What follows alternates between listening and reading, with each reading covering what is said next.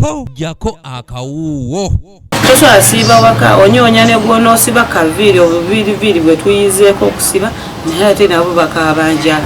Ng'ebula ennaku 8 zokka ku nnaku 42 omukulembeze w'eggwanga Yoweri Kaguta Museveni ze yalalika bannayuganda nga bali ku muggalo abantu n'okusingira ddala mu Kampala embeera ebazitoweredde bwe bato ne basaba gavumenti okubagemesa obulwadde bwa COVID-19 basobole okudda ku mirimu gyabwe olw'ensonga nti bakooye okusabiriza abakulembeze baabwe emmere ate nga nabo tebalina songa n'abalina akatono ke baagala okubawa ate poliisi ebalemesa. Abasirikale simanyi wa Pulezidenti Museveni oyo yatusindikira ki tetumanyi kumanya byayogera birala abasirikale bye bakola birala tetumanyi oba abasajja tebawulira wulizi lulimi Pulezidenti lwayogera. So nsaba ekintu kiri kimu gavumenti ekkirize abawejjere bano bafunye abawa ku mmere babawe. Anet Kuteesa mutuuze w'e Nansana Kabumbi agambye nti embeera y'okutega engalo okusabiriza ebatamye nga kye kiseera gavumenti ebadde ku mirimu gyabwe kubanga ekyokubawa ssente kiringa ekiganye era ng'onayambalidde n'abakulembeze abatafuddeyo okusakira abantu baabwe mu kaseera kano ak'akazigizigi. Simulabanga kambuuza nti owayigwani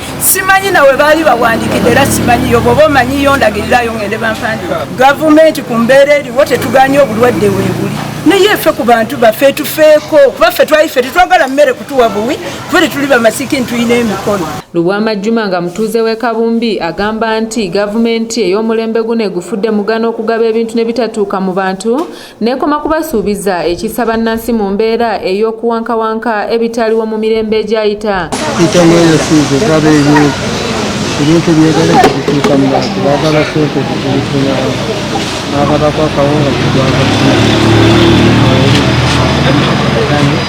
yaliise naye wabula bano omubaka wa pulezidenti atuula mu ggombolola y'e Makindye Ronald Mukoza abaanukudde n'agamba nti okugemesa weekuli eri buli bunnansi so nga n'abakulembeze abaagala okudduukira abantu baabwe n'obuyambi bw'emmere basooke bagende mu kakiiko ka task force bafune ebbaluwa ebakkiriza olwo bagabire abantu baabwe emmere baleme kwekwasa nti gavumenti ebakugira. Emmere eyo erina emitendera balina okuyita mu kakiiko ka task force aka division ne tulaba ekiddako.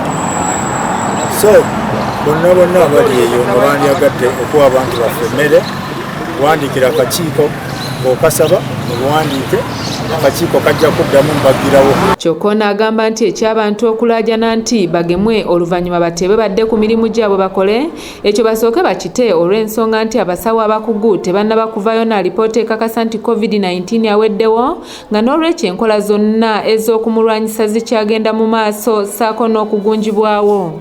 Tesobola kwogera ku nteekateeka zinaddako kubanga akawuka ka coronavirus badde bakyakekenneenya bannasayansi so katulinde bannasayansi amagezi ge batuwadde tugende step by step so kyensobola okwogera kubanga tuyinza okubeerawo ne tuula nti waliwo third wave. Ono abakulembeze ku mitendera egy'enjawulo bamwanukudde era ng'ono bamukakasizza nti bo si baakulekerawo okugabira abantu baabwe buyambi nga baakugenda mu maaso olw'ensonga nti abasinga bali bubi ate nga n'ensimbi za gavumenti tezabatuukako. Ng'obukulembeze bwa Kawempe tulina eddembe okutuusa services eri abanakawempe.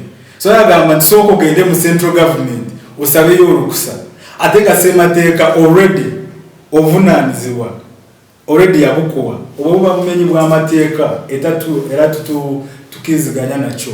Stephen Tumusime yakusakidde eggulire lino ku lwa ABS television. Emmere baali abagirya twakoowa obubbi ssebo mukulu enanga n'ababbi banno mu gavumenti tetujja kubawa mmere kubanga ne gye twabawa temwagiwa bantu.